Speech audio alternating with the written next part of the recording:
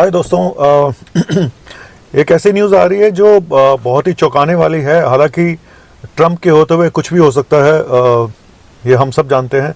और क्या ये पॉलिटिकली मोटिवेटेड है, क्या पिछली सरकार को बदनाम करने के लिए है? लेकिन खबर बहुत चौंकाने वाली है। अमेरिका के जो स्वास्थ्य का प्रशासन है, उसने जोड़ा है वैक्सीन के टीके को बच्चों की मौत के साथ।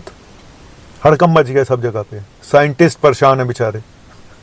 और जो कंपनियां थी ये बनाने वाली टीका वैक्सीन, मॉडर्ना, फाइजर, नोवावैक्स, उनके शेयर बहुत तेजी से गिरे। कल 3% से लेकर 7% तक उनमें गिरावट देखी गई। अब सारा मामला क्या है ये बताते हैं। और चारों तरफ हड़कंप मचा हुआ है यूएस में।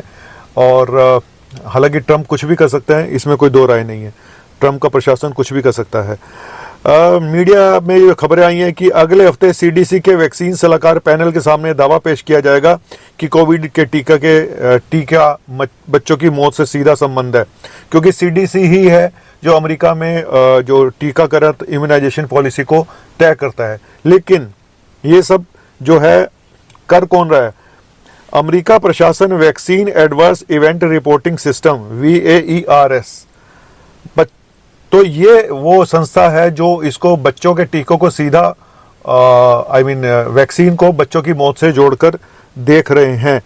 और हालांकि ये बात है कि ये जो FDA कमिश्नर है, उन्होंने इस बात की पुष्टि करी है कि इसमें अभी जांच चल रही है। कुछ परिवारों के ऊपर अभी जांच चल रही है, पूछताछ चल रही है, और इसमें महीनों लग सकते हैं।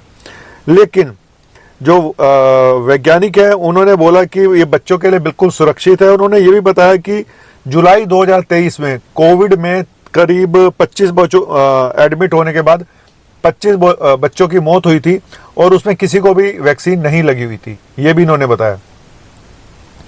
और जो पब्लिक हेल्थ ऑफिसर हैं और सीडीसी के पूर्व सलाहकार हैं नोएल ब्रेवर, वो कहते हैं कि लोगों में झूठ फैलाने के लिए और इसका फायदा उठाया जा रहा है। ये सिर्फ पॉलिटिक्स के अलावा कुछ भी नहीं है, ठीक है। और वो ये भी बोल रहे हैं कि खाली ये जो संस्था है, जो VAERS है, vaccine adverse event reporting system, ये अकेले तो ऐसा वो कर ही नहीं सकता। मतलब इनका अधिकार ही नहीं है कि इस तरह से कोई संबंध पुष्टि कर सकता है ये अकेले इस संस्था। तो कुल मिला के देखो, मैं आज आपको एक बात बताऊं, ये मुद्दे हमेशा उठते रहेंगे। जब जब हार्ट अटैक होंगे यंग पेशेंट में, तो यही बात उठती है कि देखो ये वैक्सीन की वजह से हुआ। वैक्सीन के जो साइड इफ़ेक्ट थे वो शुरू के 3-4 हफ्ते, 6 हफ्ते तक रहे। उसमें मायोकार्डाइटिस देखी गई, है ना, और इन्फ्लेमेशन देखा गया। तो ये चीज़ें वहाँ पे देखी गई। कुछ लोगों में एक्यूट कार्डियक जो कोरोनरी सिंड्रोम, वो भी देखा गया। तो ये लेकिन शुरू के कुछ हफ्तों में देखा गया था सारे साइड इफ़ेक्ट। और उसके बाद अब आज की डेट में अगर सबसे बड़ी चीज़ है कि कोई भी ऐसा टूल नहीं है जो ये सीधे सीधे बता पाए कि ये जो आज हार्ट अटैक हो रहा है ये वैक्सीन की वजह से हुआ है। ऐसा कोई भी टूल नहीं है। आप पोस्टमार्टम कर लो, कुछ भी कर लो, कोई ऐसा वो नहीं है हमारे पास टूल जिससे हम ये पता लगा पाए कि ये जो हार्ट अटैक हुआ, ये जो वैक्सीन पहले लगी थी, ये उसकी वजह से हुआ है ना। इनडायरेक्ट वे में आप बहुत सारी स्टडी कर सकते हैं, एक ग्रुप बना के कि ये वैक्सीन जिनको लगी थी वो वाले पेशेंट हैं, इनमें हार्ट अटैक हुआ, और ये वैक्सीन के बिना वाले थे। लेकिन प्रॉब्लम ये है कि अब भारत में भी काफ़ी ज़्यादा लोगों को वैक्सीन लगी थी, है ना। तो अब जो यंग जनरेशन आएगी आज से 15-20 साल के बाद, है ना, क्योंकि 2020 में ये हुआ, 2021-22 तक हम मान लें कि कोविड रहा, तो अब जो यंग जनरेशन इसके बाद जो बच्चे पैदा हुए, तो ये जाके आज से 25-30 साल बाद जाके क्लियर होगा कि भाई ये इन बच्चों को तो वैक्सीन नहीं लगी, तो इनमें हार्ट अटैक क्यों हो रहे हैं, तब जाके समझ में आएगा।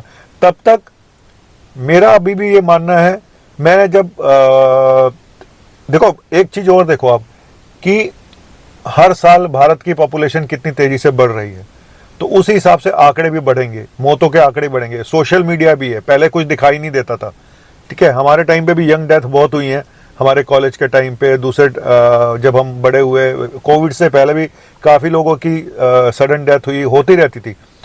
तो मैंने जब एक कार्डियोलॉजिस्ट से पूछा कि आपको क्या लगता है, कहते हैं बस ऐसा तो मुझे कुछ नहीं लगता है कि हार्ट अटैक के केसेस बहुत बढ़ रहे हैं, लेकिन हाँ जो एज है वो नीचे आती जा रही है। और ये तो स्टडी पहले से हो चुकी है कि हर 10 साल के बाद जो है एज कुछ पता नहीं 2% के आसपास नीचे आ रही है, कुछ ऐसा एक स्टडी में था कि भारत, इवन जो भारत है यहाँ पे यंग एज में डेथ ज़्यादा हो रही है बजाय दूसरे कंट्रीज़ के। तो यहाँ पे और भी बड़े सारे, अगर हम ये सब चीज़ें देखें तो भारत में अब जो डायबिटीज़ है तो हर 25% को डायबिटीज़ हो चुकी है, 1/3 में हाई ब्लड प्रेशर है।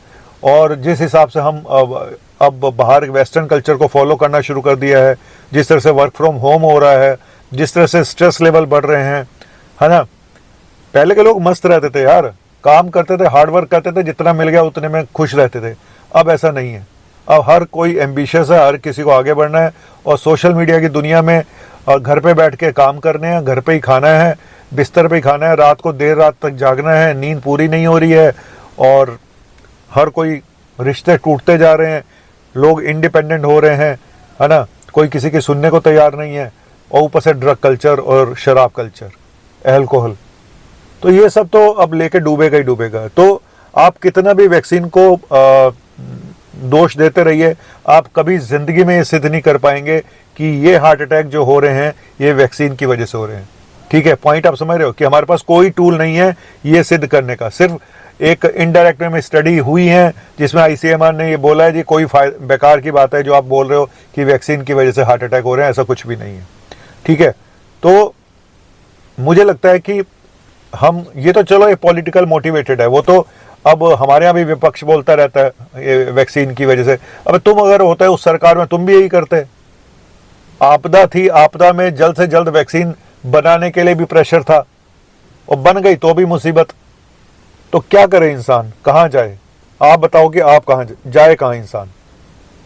तो कुल मिला के मुझे ऐसा लगता है पास्ट इज पास्ट, पास्ट को भूल जाना चाहिए और अपनी हेल्थ पे ध्यान देना चाहिए।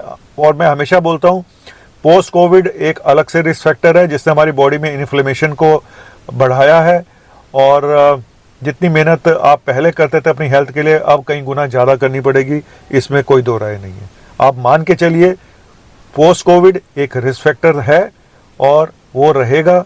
आपके जितने भी high blood pressure, sugar, cholesterol, मोटापा, फैमिली हिस्ट्री, ये सब चीज़ें जो स्मोकिंग, ये जितने रिस्क फैक्टर है, इसके अलावा एक रिस्क फैक्टर और जुड़ गया है, वो है पोस्ट कोविड, कोविड के बाद के साइड इफेक्ट, लॉन्ग कोविड। ठीक है, जिसको कोई मान के राजी नहीं है। वो सब आज की डेट में पहले से भी ज़्यादा ऐश हो रही है। कोविड के बाद लोगों की ना एक कल्चर में भी चेंज आ गया, उनको लगता है बस जी लो जिंदगी। कोविड ने ये सिखाया है कि खाओ पियो ऐश करो, कब मौत आ जाए पता नहीं है, तो पैसों को रखे मत रहो। ठीक है, तो चलिए मैं चलता हूँ। और ये जो रिपोर्ट आई है ये तो ट्रम्प बाबू ही पहचाने, तो क्या बोलें।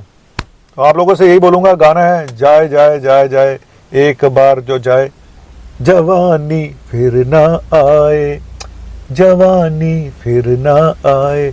तो भाई जवानी को अगर पकड़ के रखो भाई, पता नहीं है वैक्सीन वैक्सीन का तो अब राग चलता रहेगा ज़िंदगी भर जब तक अगली जनरेशन नहीं आ जाती। Thank you very much.